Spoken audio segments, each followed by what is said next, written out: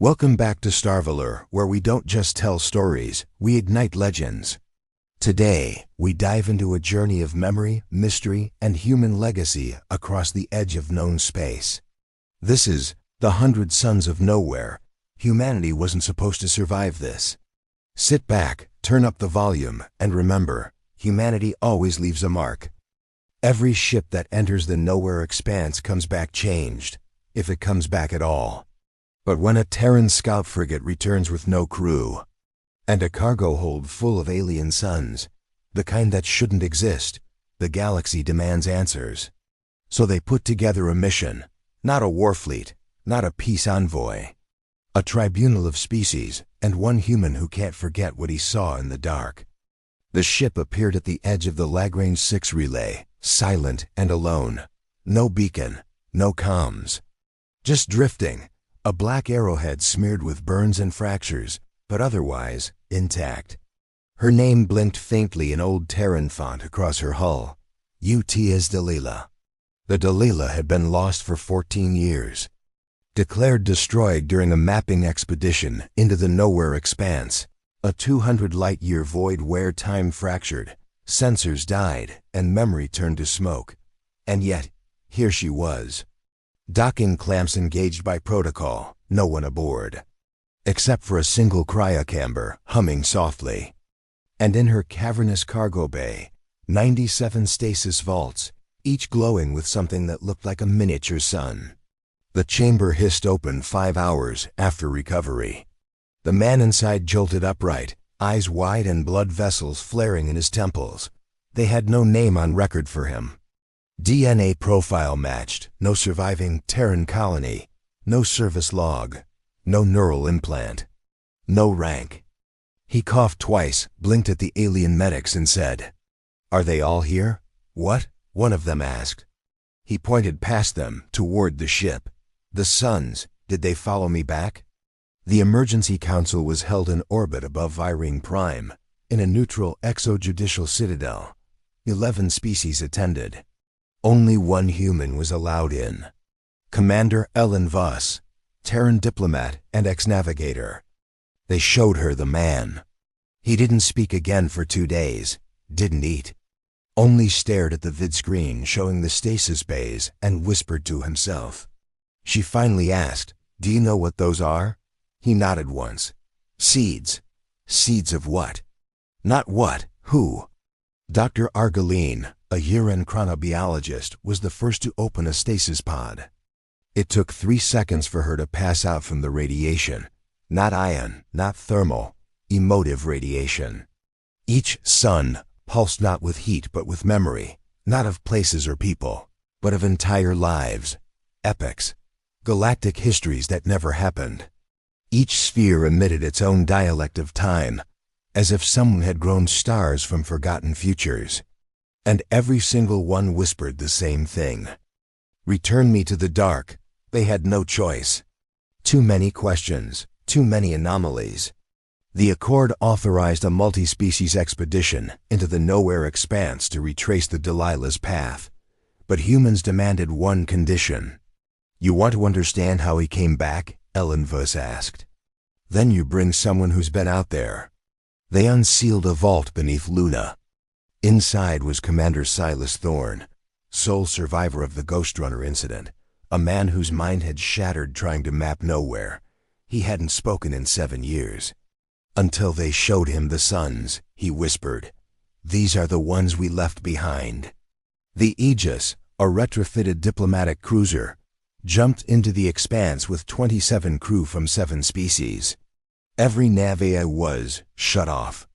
Computers didn't survive nowhere, only instinct. Analog charts, dreams. In the first 12 hours, 2 crew reported overlapping dreams of cities built in spirals, and suns that wept when touched. Silas Thorne sat on the bridge, eyes closed, speaking coordinates no one gave him. The man from the Delilah, who finally gave his name as Calran, watched silently from the observation deck. When asked what they'd find ahead, he said only, "Versions of us. But not the kind you want to meet." By day 4, the Aegis passed 4 derelict ships, each from a different species. Each appeared normal, until they boarded. Inside were perfect reconstructions of the crews. Alive, talking. But each one blinked out of existence the moment they were asked how long they'd been there. Not destroyed, erased. The Yar called them mirrored echoes. Voss called them what they were, warnings. On the 6th day, they saw it. A Terran planet. Blue oceans, white clouds. North America perfectly visible. Silas Thorne collapsed screaming before they could even scan it. Calren stood at the viewport and said, "That's not Earth. It's a memory of Earth someone else tried to keep." They didn't approach, but the sensors recorded one thing as they passed. A single radio transmission, repeating endlessly, "We are real. We remember you. Please don't forget." It began as a whisper inside the ship's hull. Not a comm signal. Not a voice. But a pressure, as if the Aegis itself was being remembered by something. Then, one of the stasis suns aboard flickered. It turned from gold to deep violet. "Get it into containment," Voss ordered. They moved it into an isolated vault, but before the door sealed, it spoke. Not through vibration or sound, but by impressing a single thought into every mind on the bridge. Elian. It was a name, one no one aboard recognized, except Calren. He froze, voice hollow. "That was my brother. But your file said, he never left Earth. He died before we lifted." The stasis sun that spoke Elian's name began to pulse. Not in light, but in time signatures. Voss summoned the ship's human physicist, Dr. Soren Malek. Malek ran scans for hours, then called them to the lab. These aren't just memories. They're loops. Each one is folding a timeline into itself, like it's trying to stay alive by pretending the past never ended. Alive? He pointed at the waveform. Whatever built these didn't want to simulate a star. It wanted to trap a moment, a perfect lie, and let it burn forever. At 0600, Yashar botanist Yelven tried to interface with one of the stable suns. He initiated a neural link. It lasted 4 seconds. Yelven screamed and fell unconscious, repeating the same phrase until sedation. "It thought I was you." And it was afraid. Later, when Ellen Vos checked the logs, she found something disturbing. The neural transcript showed Terran brainwaves, embedded inside the stasis sphere. Soren Malek reviewed it 3 times before admitting, "That's not just a memory. That's a person. They found the structure on day 11, floating just past a nebular field that shouldn't exist. A ribbon-shaped corridor of golden metal, half a kilometer long, too smooth, too symmetrical. No known origin." Silas Thorne spoke first. "We built that." "No," Voss said. "No human ships ever left a corridor trail like that." He turned to her slowly. "I didn't say we made it. I said we built it. Out there, in the expanse." When memory started growing backward, Voss gathered the tribunal. "What if," she said, "these suns aren't artifacts?" The Zolari ambassador hissed. "Then what are they?" "Relics of possibilities. Echoes of timelines that never stabilized. Someone, or something, tried to give each one a life. And in the dark between stars, they learned how to hold on." "Why us?" asked the Verilyn observer. Calren answered, his voice low, "Because humans don't forget, not the way others do. We carry pain like fuel." 3 alien delegates argued to destroy the suns. Too dangerous, too unstable, but the humans refused. "Voss, we've lost Earth, lost our species, lost our place. These suns, they're not just echoes, they're seeds of us. We don't bury kin we haven't named." The Zolari barked. "What if they become you?" Calren smiled darkly. "Then you'd better hope we're in a good mood." Vault number 14 breached itself. The containment shattered silently, and a humanoid figure stepped out, light-skinned, blue-eyed, perfectly Terran. Except its heartbeat was inverted. It looked at Voss and said, "Mom?" She staggered back. It was her son. the one who died years before the war. But he was older now, a man. And he cried as he said, "Please don't erase me again." Voss locked the figure in quarantine chamber 7. It made no move to resist. Soren Malik scanned its DNA. 98.7% matched to her son. The rest was anomaly, a cellular structure adapted to vacuum and memory retention. "Whatever he is," Soren said, "he's built to last." But Silas said something worse. "He's not the only one. If one son can wake, then the rest might be dreaming. And they won't all wake up human." They tried to scan the figure that emerged from vault number 14. The man who looked like Voss's son, but was clearly something else. Every scan returned different results. MRI showed dense neural clusters forming new connections mid-scan. Thermal readings pulsed in sync with background radiation from the Dalila's hull. Soren Malik ran a test with a chronal filter. The result froze the entire lab system. "What is it?" Voss asked. "Not what," Malik said. "When. He's made from a time that never happened, and it's leaking into ours." That night, the figure spoke again, not with fear, but with certainty. "You held me when I was 5.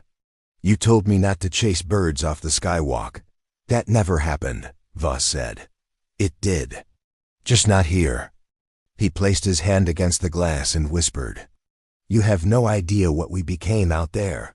"Who's we?" He smiled sadly. "The children of forgotten choices." Vault number 37, a non-human sphere, began pulsing red. Its containment started warping the walls, the metal curling inward like it was being sucked into a dream. The Zolari ambassador panicked, demanding it be destroyed. Malik intervened, barely. When they reinforced the vault with null-grav plating, the sun whispered into every comm line on the ship, "You can't contain a choice." Silas Thorne collapsed in his quarters that night. He woke screaming, his eyes pitch black, speaking in 2 voices at once. Voss was called in. Silas grabbed her hand and whispered, "I remember dying.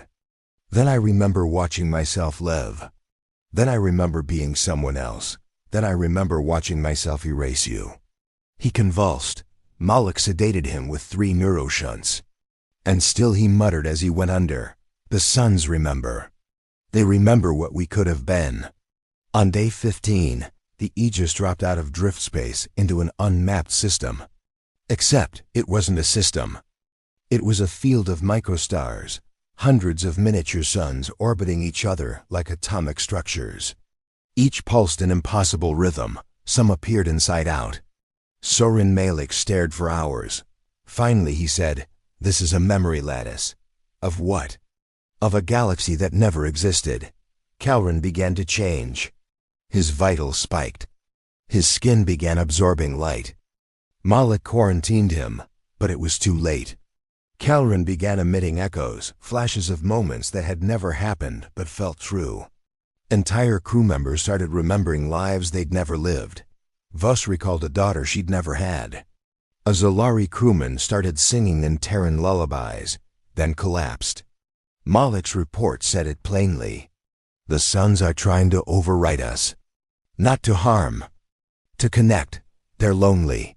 Vault number 1, the first son recovered from the Delilah, detonated silently. There was no explosion, no light, just a hum. Every being on the ship fell unconscious for 3.2 seconds. And every species dreamed the same dream, a corridor of light. A star made of mirrors. A voice whispering in a language no one should have understood, but all did. "We wanted to be real. But we were only your echoes. Now we want to know, what are you the echo of?" After the pulse, engineering detected an anomaly in Deck 3. A corridor that shouldn't exist. It led to a chamber no one remembered installing. Inside was a ship. Small, sleek, human-made, but not from this timeline. It had no thrusters, no cockpit, no origin. And yet its hull bore a phrase etched in old Terran script. "For the ones who almost lived." Calren stood in front of the impossible ship. He was burning now, softly from within, Not dying, becoming. He turned to Voss. I remember what happened now. We tried to leave, but the expanse didn't let us.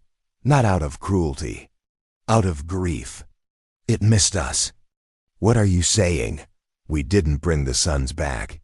They sent us back, because they couldn't hold on without us. Part 4. The light that would not die. They put Kalren in observation deck Delta. Not a prison, not a lab. He stood there for hours, staring out at the impossible star lattice. His body shimmered faintly now, not from heat, but from time density. Am I dying? He asked Voss. No, she said, though she wasn't sure why. Kalren turned to her. Then maybe I'm being remembered. Vault number 22 cracked open on its own. But this time, what emerged wasn't a being. It was a sound. A single piano note, echoing through the ship's comms. Then another. Soon, a melody played. One Voss hadn't heard in 20 years. Her wedding song. She dropped her datapad. Crew from every species reported hearing different music. The Yushar heard ritual wind flutes. The Zalari ambassador collapsed in tears, claiming he heard his mother's breath. The vault stopped glowing once the music ended. Malek's analysis. That wasn't a message. Then what was it? A memory trying to connect to something that no longer exists. Silas Thorin recovered enough to speak clearly. He was strapped to a neural stabilizer but lucid. I saw it, he said. In the drift. Saw what? Voss asked. A timeline where we never left Earth. One where the Accord never happened. One where we burned it all down and built something beautiful on the ashes. He smiled, and for a second, light passed behind his irises. That version of us sent us a gift. These suns, they're not stars, they're letters. The Zalari ambassador demanded immediate action. Destroy the vaults, contain the anomaly. End this before we're overwritten, but a vote was held. The humans voted to continue, so did the Yushar and the Verilyn. The others abstained. But just as the ambassador left, Vault number 37, the unstable alien sun, erupted in pulses again. This time, the ambassador stopped. He walked toward the vault, eyes wide. I remember my hatchling's voice. You said your species doesn't remember voices. We don't, but she just said my name. They returned to the golden corridor. It had grown. Now stretching over 3 kilometers in length, with markings along its surface. The markings matched Terran language, but reversed. Reading backward, Soren Malik translated it over ours. It said, we didn't want to forget you. So we made stars that would not forget. Vault number 1, the original sun, emitted another pulse. This time, it didn't knock anyone unconscious. Instead, it restructured the comm system. A voice emerged. You left, but we didn't know how to stop waiting. So we became what you loved most. Memory, fire, light. Who are you? Voss asked, not who, when. We are the echo form of your legacy. A new anomaly appeared in the stasis chamber. A shard of light, crystalline, spinning slowly in vacuum. Malek ran a risk assessment. Whatever this was, it contained the genetic and cognitive imprint of every human crew member, even data not stored digitally. This shouldn't be possible, Malek said. It's not, Voss replied. But it is. The crew debated. Use the shard? Send it home? Or leave it here, where it might grow? Silas said it plainly. If you send this back, you don't just restore history, you rewrite it. Final vote aboard the Aegis. Send the shard back to human space, along with the suns, or leave them in nowhere.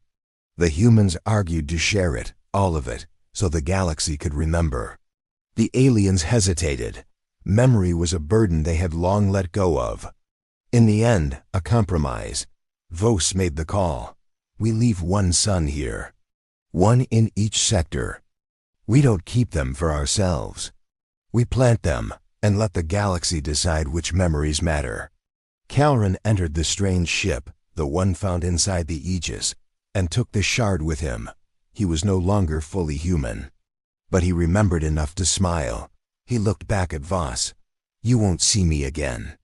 "Why not?" "Because the version of you that needs me already found me." And she never left. The ship vanished, not in warp.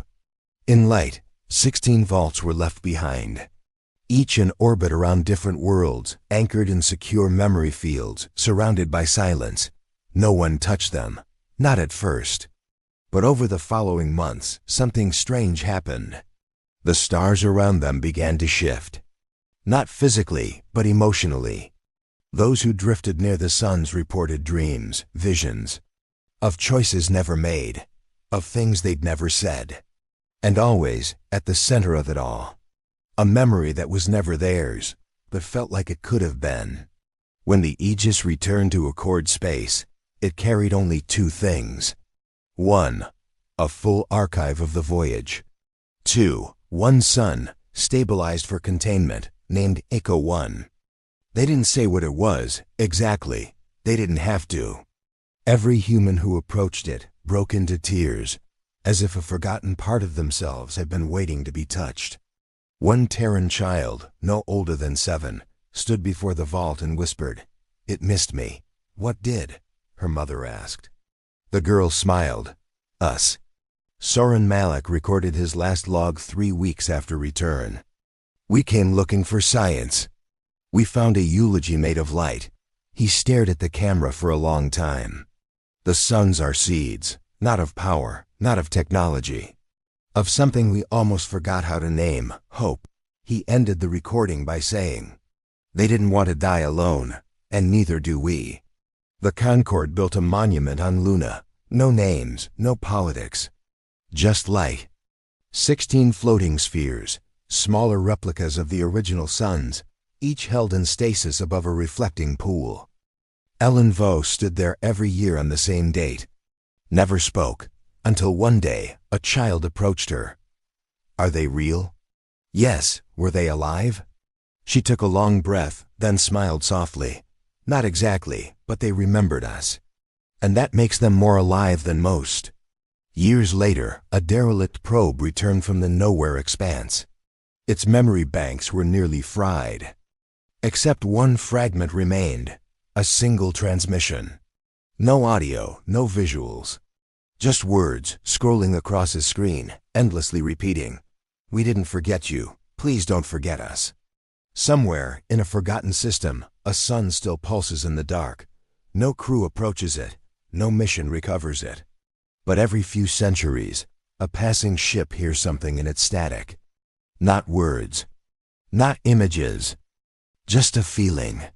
Like someone, somewhere still believes in you. Like something in the dark once whispered, "You mattered." And we remember. Thanks for watching The 100 Sons of Nowhere. If this story moved you, don't forget to like, comment, and subscribe. Your support keeps these memories alive and helps us reach more listeners across the galaxy. Until next time, keep watching the stars. One of them might be yours.